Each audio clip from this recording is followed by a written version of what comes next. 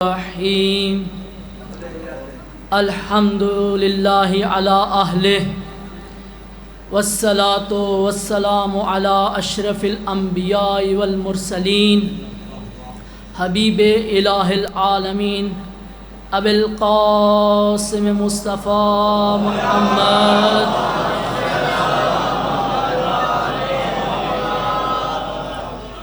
ثم الصلاة على أهل بيته الطيبين الطاهرين المعصومين المنتجبين ولعنة الدائمة على أعدائهم أجمعين من يوم عداوتهم إلى قيام يوم الدين. أما بعد، قال رسول الله صلى الله عليه وآله اِنَّا لِقَتْلِ الْحُسَيْنِ حَرَارَةً فِي قُلُوبِ الْمُؤْمِنِينَ لَا تَبْرُدُ أَبَدًا. صلوات پڑھیے گا محمد وآل محمد.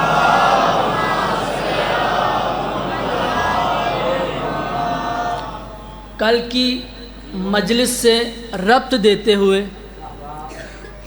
کہ خداوند متعال نے ہمیں ایک اور فرصت دی ہے غم حسین کو منانے کے لیے،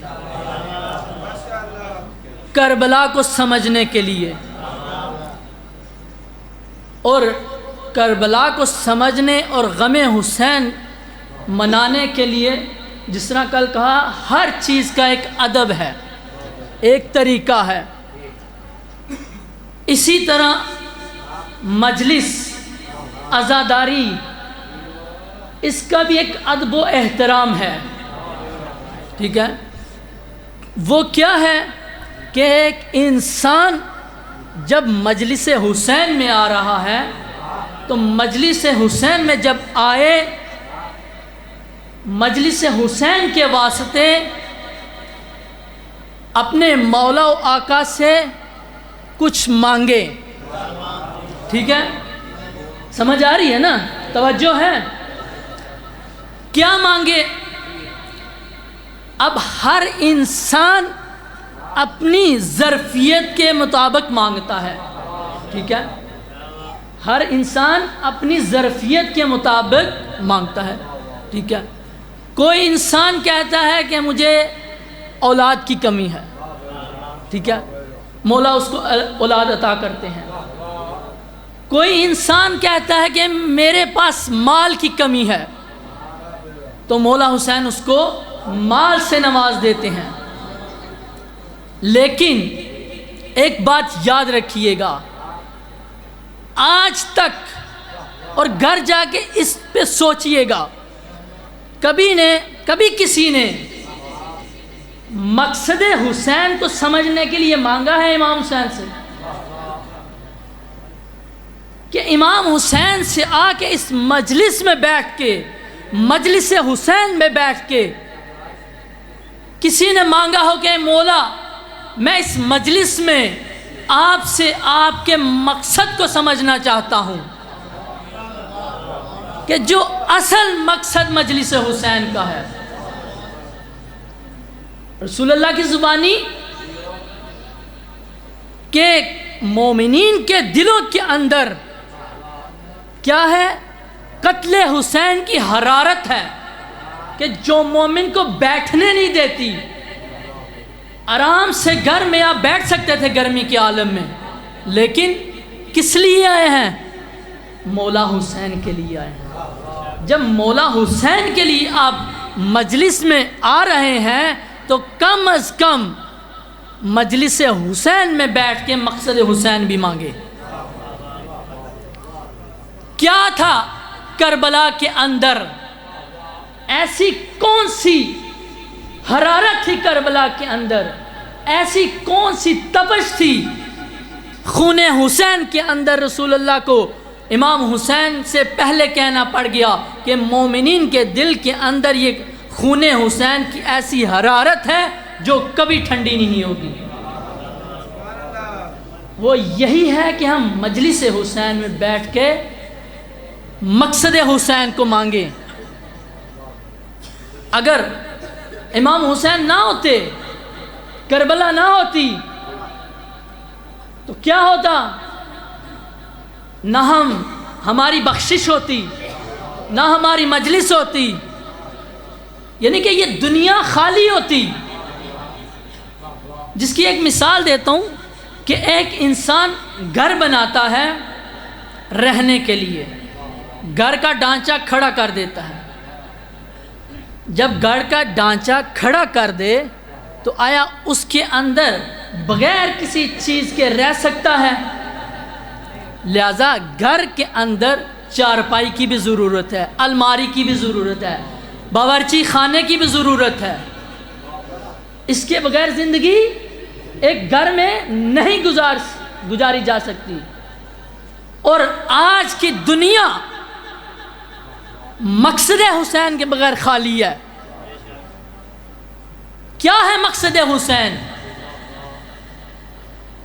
مقصد حسین یہ ہے کہ خداوند متعال کی جو سنتیں ہیں اس کو زندہ کیا جائے، اس کو بچایا جائے۔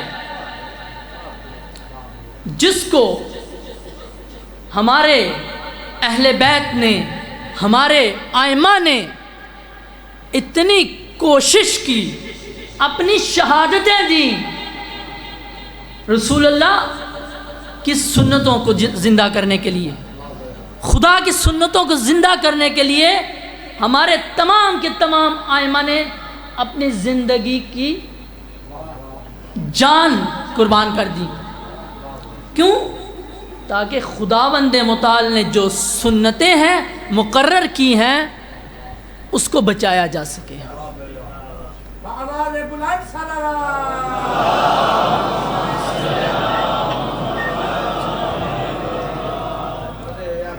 میں انشاءاللہ آہستہ آہستہ وہ تمام سنتوں کو بیان کروں گا کہ کون سی سنتیں تھیں اس وقت کہ جو پائمال ہو رہی تھی، اور حسین علیہ السلام کو اپنی جان قربان کرنے کے ذریعے اس کو زندہ کرنا پڑا۔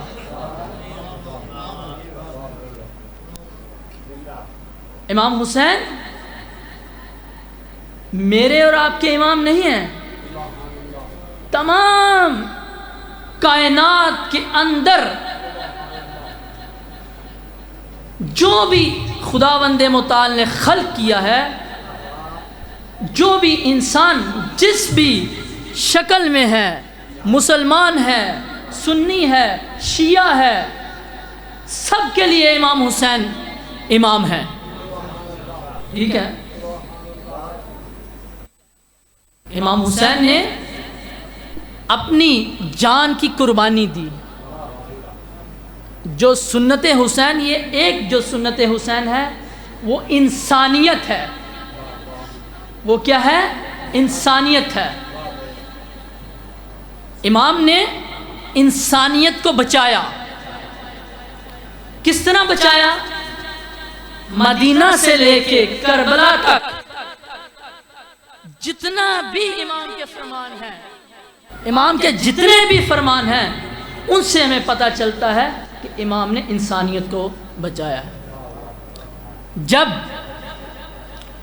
ولید کے دربار میں امام کو بلایا گیا، امام سے بیعت کا مطالبہ کیا گیا، وہاں امام نے اپنا تعارف کروایا،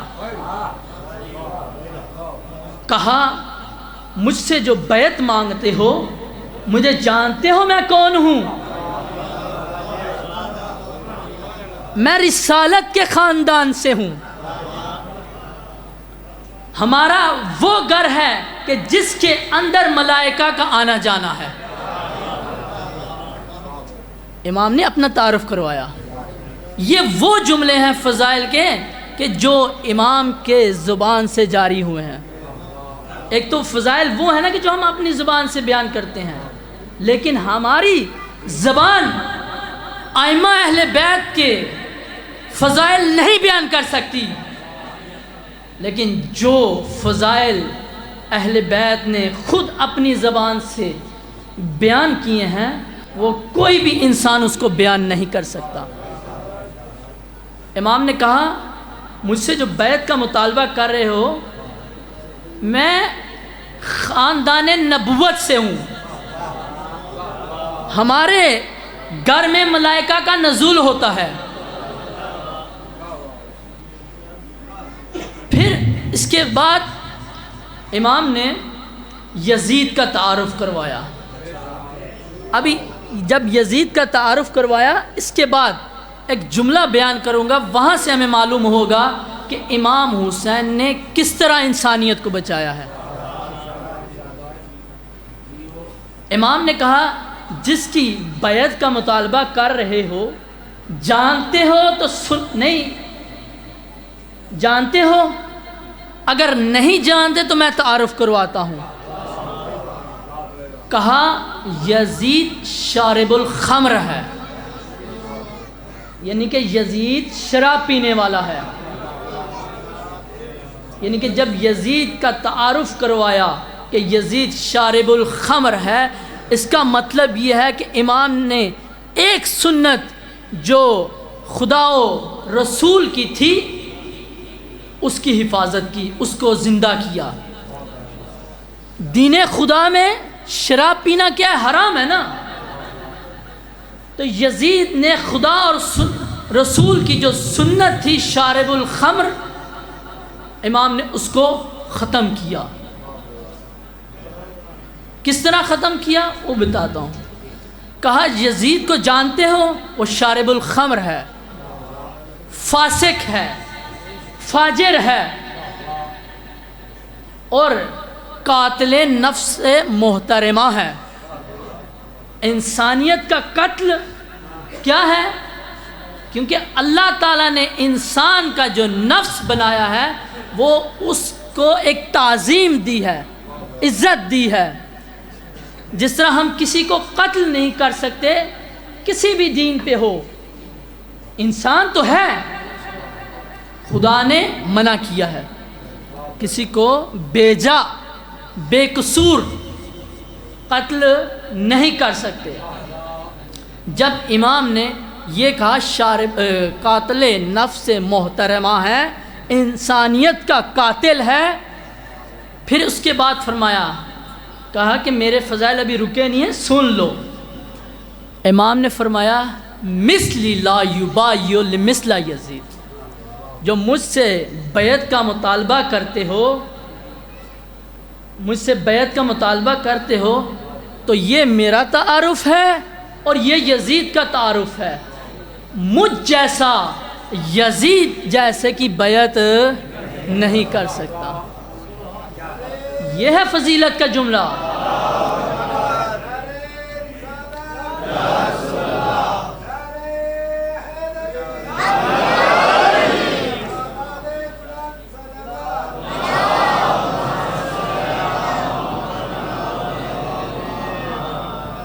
امام نے جو سنت ہے انسانیت کو زندہ کرنا، انسانیت کو بچانا، امام نے کربلا کے اندر اپنی شہادت دے کر بتا دیا کہ امام نے خدا اور رسول کی سنت کو زندہ کیا ہے۔ اب کربلا کے شہداء دیکھ لیں کہ جس کے اندر شیعہ بھی ہیں، سنی بھی ہیں، عیسائی بھی ہیں۔ کربلا کے ہر ایک شہید کی زندگی کا اگر مطالعہ کریں تو وہ شیعہ بھی نظر آتے ہیں، سنی بھی نظر آتے ہیں، اور عیسائی بھی نظر آتے ہیں۔ لہذا یہ شیعہ و سنی کا مسئلہ نہیں تھا، کسی خاص دین کا مسئلہ نہیں تھا، بلکہ دین خدا کا مسئلہ تھا۔ دین خدا کی جو سنتیں پائمال ہو رہی تھی ان کا مسئلہ تھا۔ امام نے کہا کہ میں ہوں جو سنت خدا کو زندہ کرنا چاہتا ہوں، سنت خدا کو بچانا چاہتا ہوں۔ جب مدینہ سے نکلے امام نے ایک اور جملہ فرمایا۔ امام نے کہا میرا ارادہ یہ ہے کہ میں اپنے نانا کے امت کی اصلاح کروں، میں اپنے نانا کی امت کی اصلاح کروں۔ کیوں بھائی؟ اس لیے کہ میرے نانا کی امت کے اندر جو میرے نانا نے سنتیں، خدائی سنتیں جو چھوڑی تھیں وہ ختم ہو گئی ہیں۔ وہ کیا ہیں؟ ختم ہو گئی ہیں، کیونکہ جو خداوند متعال کی طرف سے دین ہے اس کے دو پہلو ہیں، ایک ہماری فردی زندگی کا دین ہے اور ایک ہمارے اجتماعی زندگی کا دین ہے، ٹھیک ہے؟ امام نے دونوں صورتوں میں حجت کو اہتمام کیا کہ اگر کسی بھی معاشرے کے اندر سنتیں پائمال ہونا شروع ہو جائیں تو میری سنت پہ چلتے ہوئے، میرے مقصد پہ چلتے ہوئے اس زمانے کے اندر، اس زمین کے اندر، اس علاقے کے اندر سنت کو زندہ کر سکتے ہو۔ آج دیکھیں، آج کا زمانہ اپنے زمانے میں دیکھ لیں، آیا ہمیں سنت خدا کی نہیں ضرورت، ہمیں دین خدا کی نہیں ضرورت، آج بھی سنت خدا کوئی پائمال کیا جا رہا ہے۔ یہ دنیا ظلم و جور سے بھر چکی ہے۔ جس طرح یزید اپنے دور کا ظالم و جابر تھا، انسانیت کا دشمن تھا، دین کا دشمن تھا، آج بھی یزید کے نقش قدم پہ چلتے ہوئے آج کے یزید دین کے دشمن بن گئے ہیں، انسانیت کے دشمن بن چکے ہیں۔ اس لیے پوری دنیا کے اندر آج بھی یزید کے چاہنے والے پھیل چکے ہیں اور یزید کی سنت پہ چلتے ہوئے ظلم بھی کر رہے ہیں، فساد بھی کر رہے ہیں، انسانیت کا قتل بھی کر رہے ہیں اور دین خدا کو نقصان بھی پہنچا رہے ہیں۔ جب امام حسین نے قیام کیا اس وقت شیعہ موجود تھے یا نہیں تھے؟ مدینہ میں شیعہ موجود تھے، مکہ میں موجود تھے، بصرہ میں موجود تھے، کوفہ کے اندر، بصرہ کے اندر، یمن کے اندر، مدائن کے اندر شیعہ موجود تھے، لیکن سنت خدا پائمال ہو رہی تھی۔ امام نے کہہ دیا کہ جب بھی سنت خدا پائمال ہو، سنت خدا کو نقصان پہنچ رہا ہو، تو شیعہ جہاں بھی بیٹھا ہو، مدائن میں بیٹھا ہو، کوفہ میں بیٹھا ہو، بصرہ میں بیٹھا ہو، یا آج کے دور میں دیکھ لیں پاکستان کا شیعہ ہو، ہندوستان کا شیعہ ہو، ایران کا شیعہ ہو، عراق کا شیعہ ہو، لبنان کا شیعہ ہو، یا دنیا کے کسی خطے کا بھی شیعہ ہو، اس کی ذمہ داری ہے کہ مقصد خدا حسین پہ چلتے ہوئے، سنت حسین پہ چلتے ہوئے، راہ حسین پہ چلتے ہوئے کیا کرے؟ کربلا کی سنت کو زندہ کرے۔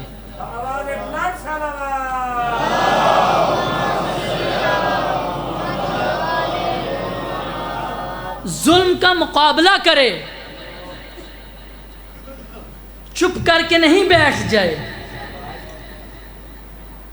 جب آپ کے مولا و آقا امام حسین علیہ السلام جب قیام کیا تو دو طرح کے لوگ تھے، یا امام کے ساتھ چلے یا ساتھ نہیں چلے، چپ کر کے بیٹھ گئے۔ کوفہ کے لوگ کربلا میں نہیں آئے، بصرہ کے لوگ کربلا میں نہیں آئے، حسین کا ساتھ نہیں دیا، امام حسین کا ساتھ بھی نہیں دیا، یزید کا ساتھ بھی نہیں دیا، بلکہ چپ کر کے بیٹھ گئے۔ اور یہ جو چپ کر کے بیٹھنے والے خاموش طبقہ ہے، زیارات کے اندر ان سب پہ لعنت بھیجی گئی ہے۔ زیارات جو معصومین کی زیارات ہیں، انہوں نے ہمیں تعلیم دی ہیں، جس طرح مختلف زیارات کے اندر کہا گیا ہے کہ ظلم کرنے والے پہ بھی لعنت ہے، ظلم کا ساتھ دینے والے پہ بھی لعنت ہے، اور خاموش بیٹھنے والوں پہ بھی لعنت ہے، خاموش بیٹھنے والوں پہ بھی لعنت ہے۔ اور معصوم جن پہ لعنت بھیجیں اس کا کچھ بچتا نہیں ہے، اور معصوم جن پہ رحمت بھیجیں اس کو کسی چیز کی ضرورت نہیں پڑتی۔ جس طرح ایک مثال دیتا ہوں، امیر المومنین علیہ السلام کا فرمان ہے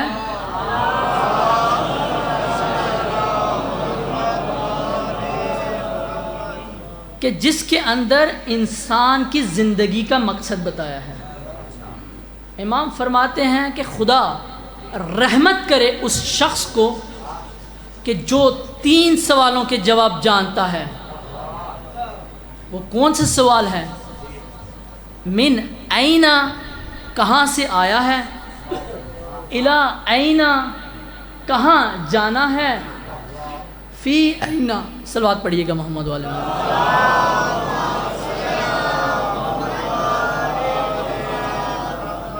ان 3 سوالوں کے اندر انسان کی زندگی کا راز چھپا ہے۔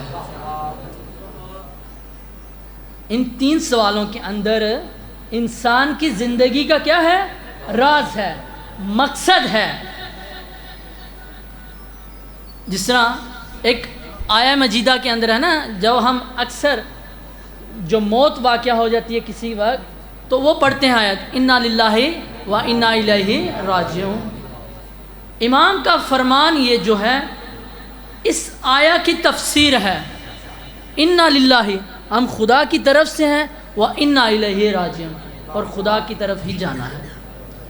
امام نے کہا کہ جو ان 3 سوالوں کے جواب جانتا ہے خدا اس پہ رحمت کرے، کیونکہ اس نے اپنی زندگی کا مقصد جان لیا۔ اور ہم اگر اپنی زندگی کے مقصد کو جاننا ہے تو اس کے لیے بہترین دن جو ہیں وہ یہ محرم کے دن ہیں۔ جو مقصد حسین ہے یہ وہی چیز ہے، جدا نہیں ہے۔ مقصد حسین کیا ہے؟ انسانیت کو زندہ کرنا۔ مقصد حسین کیا ہے؟ انسانیت کو زندہ کرنا۔ اگر ایک انسان بیدار ہو جائے، جاگ جائے، شعوراً جاگ جائے تو کہاں جائے گا؟ حسین کے رستے پہ جائے گا نا، کیونکہ اس وقت کوفہ میں لوگ سوئے ہوئے تھے، ان کے شعور سو گئے تھے۔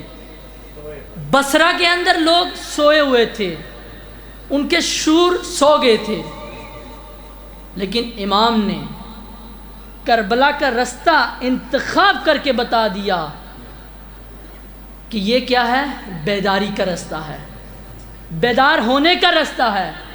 میرا جو مقصد ہے بیداری کا مقصد ہے۔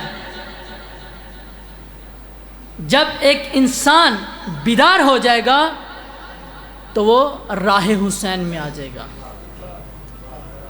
آج دیکھیں، جس طرح میں نے آپ کے سامنے عرض کی، پوری دنیا کے اندر شیعہ موجود ہیں، پاکستان میں، ہندوستان میں، ایران میں، عراق میں، لبنان میں، یمن میں یا باقی ممالک کے اندر۔ لیکن کون سا شیعہ آج بیدار ہے؟ کس شیعہ نے مقصد حسین کو زندہ کیا ہے، انسانیت کو زندہ کیا ہے؟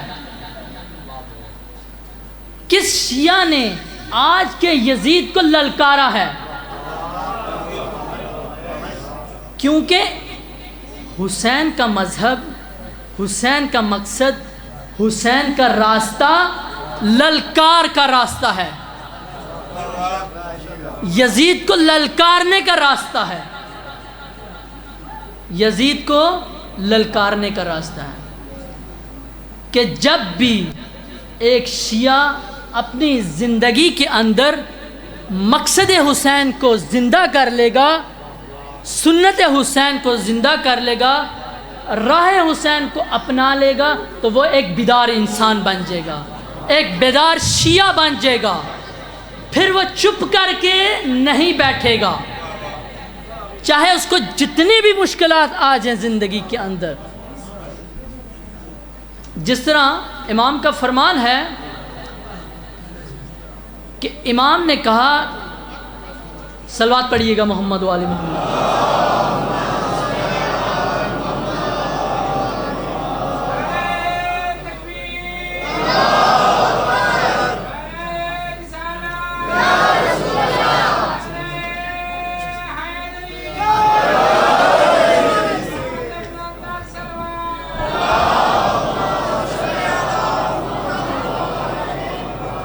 امام نے اپنے امام کا جو رستہ تھا اس کی وضاحت کی۔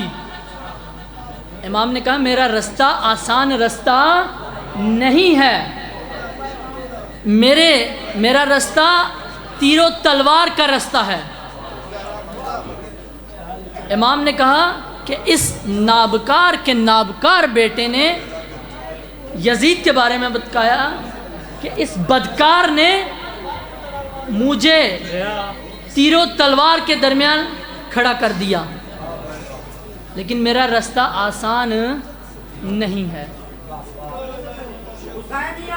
زندہ باد۔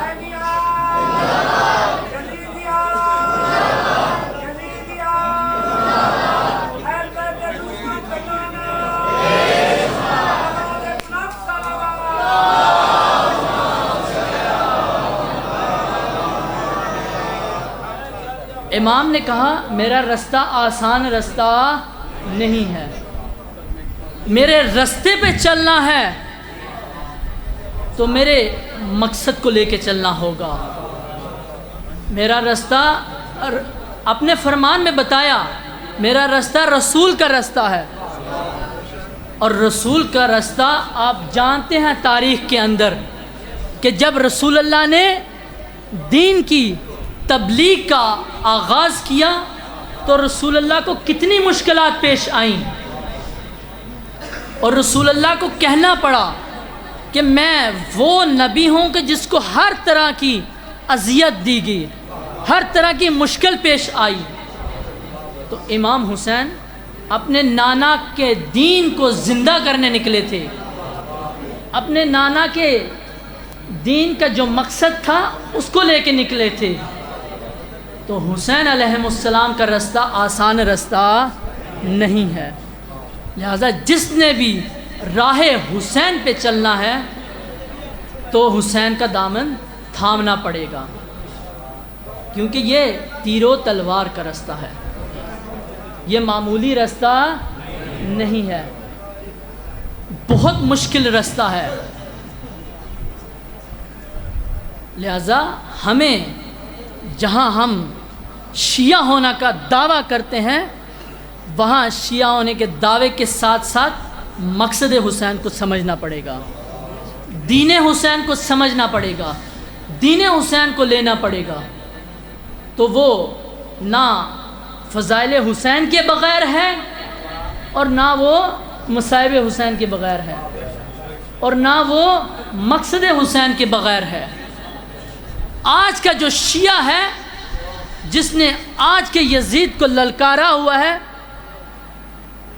اس نے مقصد حسین کو تھاما ہوا ہے، دامن حسین کو تھاما ہوا ہے۔ پوری دنیا کے شیعہ آج کے یزید جو امریکہ اور اسرائیل ہیں اس کے سامنے چپ بیٹھے ہوئے ہیں، اور آپ کے سامنے عرض کی کہ جو چپ کر کے بیٹھے مقصد حسین کو نہ لے، آئمہ نے اس کے لیے لعنت کی ہے۔ لیکن آج کا جو انٹرنیشنل شیعہ ہے، ایران کا شیعہ، لبنان کا شیعہ، اس نے آج کے جو یزید ہے، اسرائیل ہے، امریکہ ہے، اس کو للکارا ہوا ہے۔ جس طرح اس وقت امام حسین علیہ السلام نے یزید کو للکار کے اس کو شکست دی ہے۔ آج کا دور بھی آپ دیکھ رہے ہیں، امریکہ اور اسرائیل لبنان کی ایران کی منتیں کر رہے ہیں، ہم نے جنگ تو چھیڑ دی ہے، اب جنگ ختم کرو۔ یہ کس وجہ سے ہے؟ یہ مقصد حسین کو زندہ کرنے کے لیے ہے، امام حسین کی تعلیمات کو لے کر ان کو زندہ کرنے کے لیے، کیونکہ ان کے پیچھے ان کی سوچ آج کا جو انٹرنیشنل شیعہ ہے، ان کی سوچوں کے اندر حسین بسا ہوا ہے۔ جس طرح امام خمینی سے سوال ہوا کہ آپ نے جو 250 سالہ یزیدی نظام ہے، شاہ کا جو یزیدی نظام تھا، اس کو کس طرح ختم کیا؟ امام نے کہا ما ہر چے داریم از سید الشہداء داریم، کہ ہمارے پاس جو کچھ بھی ہے وہ ہم نے حسین علیہ السلام سے لیا ہے، ہم نے مقصد حسین کو زندہ کیا ہے، سنت حسین کو زندہ کیا ہے۔ سنت حسین کو زندہ کرنے کے لیے، مقصد حسین کو زندہ کرنے کے لیے مکتب حسین میں آنا پڑے گا، حسین کے مکتب میں آنا پڑے گا، حسین سے آ کے درس لینا پڑے گا۔ حسین کے مکتب کے اندر صبر کا درس بھی ہے اور شجاعت کا درس بھی ہے۔ زیادہ وقت نہیں لیتا، یہیں مصائب کے چند جملے۔ کربلا کی جو ہمیں مصیبت نظر آتی ہے، میں ایک جملہ جو ہر دفعہ ہر محرم میں پڑھتا ہوں کہ کربلا کی جو مصیبت ہے وہ کوئی چھوٹی مصیبت نہیں ہے، کہ جس کے اندر 6 ماہ کا پیاسا امام کو قربان کرنا پڑتا ہے، اور سیدانیوں کی ردائیں بھی قربان کرنی پڑتی ہیں۔ اور یہ کربلا کی مصیبت، کربلا زمین کربلا سے فقط نہیں شروع ہوتی، یہ کربلا کی مصیبت مدینہ سے شروع ہوتی ہے۔ ایک عظیم جملہ ہے مصیبت کا کہ کربلا کی مصیبت مدینہ سے شروع ہوتی ہے۔ کب، کیسے؟ رسول اللہ کے بعد جو اہل بیت کے لیے غم کے پہاڑ ٹوٹے، غم کے بارش گری، کہ جس کے اوپر جناب زہرا نے گریہ کرتے ہوئے فرمایا کہ مجھ پر ایسی مصیبت ٹوٹی، میں نے ایسی مصیبتیں دیکھیں کہ اگر وہ مصیبت سفید دنوں پہ پڑتی تو سفید دن سیاہ راتوں میں بدل جاتے۔ وہ کیا مصیبت ہے؟ ایک مصنف ہے، اس نے کتاب لکھی اور کتاب کے اندر عجیب غریب واقعات لکھے ہیں، اور یہ مدینے کا واقعہ بھی لکھا۔ کہتا ہے عجیب لوگ ہیں مدینے کے، کہ جب رسول اللہ کے بعد اپنا حق لینے کی خاطر جناب زہرا اصحاب کے گھروں میں گئیں، کسی نے دروازہ نہیں کھولا۔ مختصر کرتا ہوں، لیکن یہ وہ عجیب لوگ ہیں کہ جب در زہرا کی باری آئی، کسی نے صدا دی آؤ در زہرا کو آگ لگاتے ہیں، یہ لوگ آئے نہیں، خالی ہاتھ نہیں آئے، مگر آگ کا لے کے ساتھ آئے۔ یہ چھوٹی مصیبت نہیں ہے عزادارو، یہ کون سا دروازہ ہے؟ یہ معمولی دروازہ نہیں ہے، یہ وہ دروازہ ہے کہ جس کا تعارف رسول اللہ نے اپنے جانے سے پہلے تعارف کروایا۔ کہا چند دن، رسول اللہ دنیا سے جانے سے پہلے چند دن باقاعدگی کے ساتھ آتے در زہرا پہ اور ایک عجیب جملہ کہتے، السلام علیکم یا اہل بیت نبوہ، اے نبوت کے گھر والوں تم پہ سلام ہو، تاکہ مدینہ کے لوگوں کو بتا دیں کہ جب کا آگ لے کے آؤ تو اس در کو معمولی نہیں سمجھنا، یہ نبوت کا دروازہ ہے، یہ نبوت کے خاندان کا دروازہ ہے۔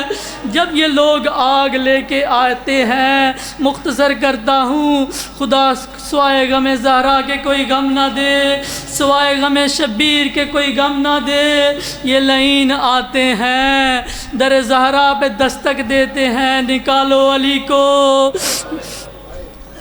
جب دستک دی، بی بی جو علی کی تنہا ساتھی تھی رسول اللہ کے بعد، کہتے ہیں علی بیٹھ جاؤ، آج تم نے نہیں دروازے پہ جانا، آج میں جاتی ہوں، آج میں تمہاری مدافع ہوں، میں تمہاری حفاظت کرتی ہوں۔ جیسے ہی جناب زہرا آئیں اور کہا کیا چاہتے ہو؟ کہتے ہیں علی کو باہر نکالو۔ کہتے بی بی فرماتی تم جانتے ہو کون ہوں میں؟ بی بی نے پھر تعارف فرمایا، کہتے ہیں انا فاطمہ، میں فاطمہ بنت محمد ہوں، میں اس نبی کی بیٹی ہوں کہ جس کا تم کلمہ پڑھتے تھے، اور یہ وہی دروازہ ہے جس کا تعارف رسول اللہ نے اپنی زندگی کا کروایا تھا۔ انہوں نے دھمکی دی اگر علی کو باہر نہیں نکالتے ہم دروازے کو، ہم اس گھر کو آگ لگا دیں گے، لیکن لوگوں نے انتظار نہیں کیا، اس دروازے کو آگ لگا دی۔ آگ کے شعلے بلند ہونا تھے، ابھی دروازہ بھی مکمل نہیں جلا، لیکن ایک لائن نے کیا کیا؟ دروازے کو ٹھوکر ماری۔ عزادارو آپ جانتے ہوگے جو لکڑی کا دروازہ ہے اس کے اندر میخیں بھی ہوں گی، اس کے اندر کیل بھی ہوں گی، جلتا دروازہ ہے، جلتے دروازے کے اندر گرم میخیں ہیں، گرم کیل ہیں، یہ جلتا دروازہ پہلوئے اطہر زہرا پہ گر گیا۔ جناب زہرا اس جلتے دروازے اور در و دیوار کے درمیان آ گئی۔ عزادارو کیا مصیبت ہے، ایسی مصیبت ہے کہ جناب زہرا نے حضرت فضا کو صدا دی، الیہ الیہ فضا، جلدی آؤ میرا محسن شہید ہو گیا، جناب زہرا کا پہلو شہید ہو گیا، جناب زہرا کا پہلو زخمی ہو گیا۔ یہ لائن اوپر سے گزرے ہیں، میں مختصر کرتا ہوں، ایسے گزرے ہیں کہ جناب زہرا دروازے کے نیچے ہیں، یہ لائن قافلہ لے کے اندر جاتے ہیں، امیر المومنین کو رسیوں میں باندھ کے لاتے ہیں۔ ایسا مصیبت کا جملہ ہے یہاں، جیسے ہی جناب زہرا نے امیر المومنین کی حالت دیکھی، امیر المومنین کا دامن تھام لیا، کیونکہ جناب زہرا رسول اللہ کے بعد تنہا ساتھی امیر المومنین تھی۔ جناب زہرا نے جب ہاتھ دامن تھام لیا، ایک لائن کہتا ہے کہ جب میں نے امیر المومنین کو گھسیٹنا چاہا، جناب زہرا گرتی ہوئی چلی آئیں، لیکن ایک لائن نے کنفس کے کمر بند سے تازیانہ مارا، لہرا کے جناب زہرا کے ہاتھ پہ مارا۔ عزیزو تنہا ہاتھ پہ نہیں مارا، جناب زہرا کے ہاتھ کی ہڈیاں ٹوٹ گئی۔ جناب زہرا جتنے دن زندہ رہی صحیح دعا بھی نہیں کر سکی۔ جیسے ہی امیر المومنین کا دامن چھوڑا، کہا علی اللہ کے حوالے، علی اللہ کے حوالے۔ وَسَيَعْلَمُ الَّذِينَ ظَلَمُوا أَيَّ مُنْقَلِبٍ يَنْقَلِبُونَ۔